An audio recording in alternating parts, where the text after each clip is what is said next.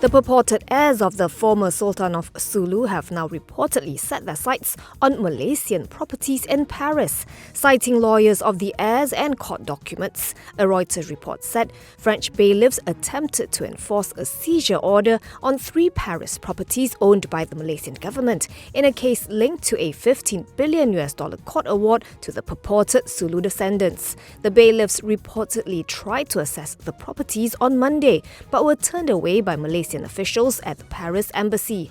This is said to have followed a court-issued seizure order after a French arbitration court granted the award last year.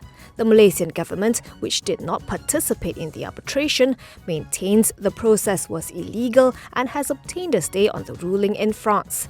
The report noted that the Paris properties are only the third set of Malaysian assets that the alleged heirs have publicly acknowledged going after. They have secured a seizure order for the Luxembourg units of Petronas and are also seeking permission from a Dutch court to enforce the award in the Netherlands.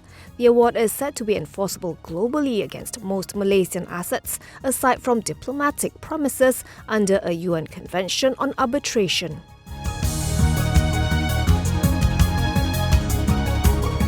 Sime Darby Plantation or SDP wants a fully local workforce by the end of 2027 with a minimum wage of 3,000 ringgit.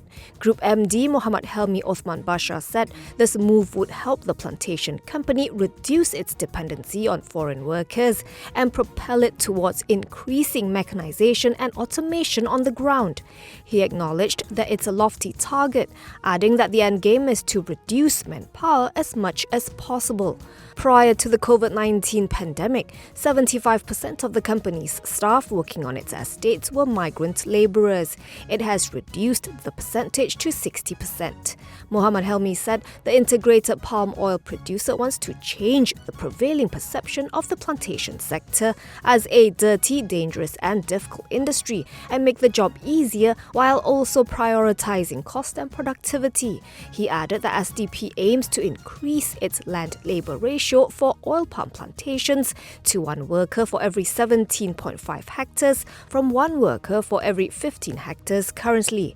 SDP is actively involved in accelerating its automation and mechanization targets in several areas of its business.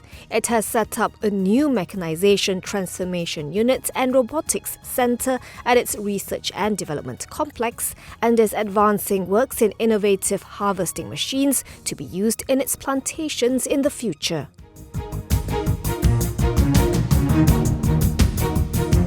Deputy Prime Minister Datuk Sri Fadillah Yusof warns the European Deforestation Free Regulation or EUDR is expected to reduce exports of palm oil to the EU and beyond as it would create a negative image of the commodity.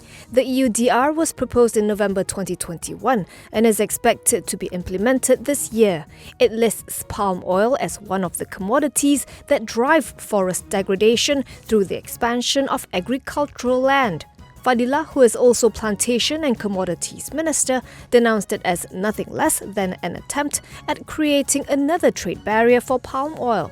He noted that palm oil is being targeted in the EUDR, despite its efficient land use against other edible oil crops. According to research by the Malaysian Palm Oil Council, palm oil is the most efficient oil-bearing crop in the world, requiring only 0.26 hectares of land to produce 1 ton of oil. In contrast, soybean, sunflower and rapeseed, which were noticeably absent from the EUDR list, would require between 1.52 and 2.22 hectares to produce the same amount of oil.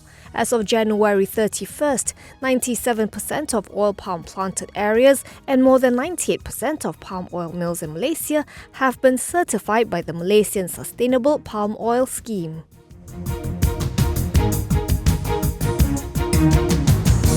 Capital A announced a blueprint to grow its digital businesses under the leadership of its President of Commercial, Colin Curry, who has been named as CEO of AirAsia Digital. It appointed its head of investments, John Cheng, as CFO for airasia Digital and airasia Super App effective March 1st. Capital A CEO Tony Fernandes said in a statement he has full confidence in Curry, given his past experience of leading Adidas to record-breaking growth in the regional market he managed. He said Curry will be heading a competent team to create stronger synergy and better user experience in travel and payments by forging a closer collaboration between the airasia Super App and BigPay platforms for users within the Capital A ecosystem. As for Cheng, Fernandes said the former's experience as the head of investments for Capital A and his close involvement, especially with the strategic planning of airasia Super App, will also be beneficial in his new role. Both men will work closely with Fernandes to scale the group's digital business portfolio up.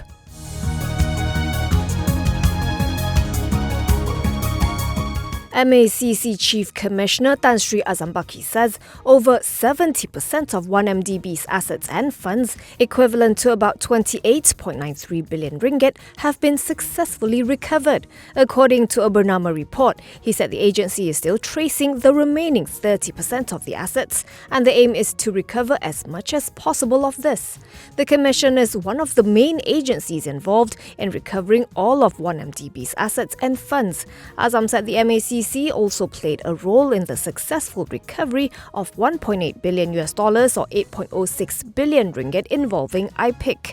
Last week, the Ministry of Finance said IPIC and its unit, Aba Investments PJS, had agreed to pay the sum to settle their legal dispute related to 1MDB.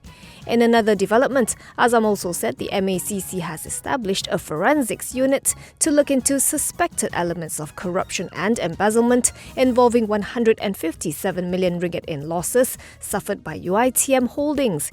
UITM Holdings is an investment holding company wholly owned by UITM that manages 8 companies in the energy, healthcare, technology and creative sectors. According to a report, this figure is based on the calculation of accumulated pre-tax losses for 2017 through 2021.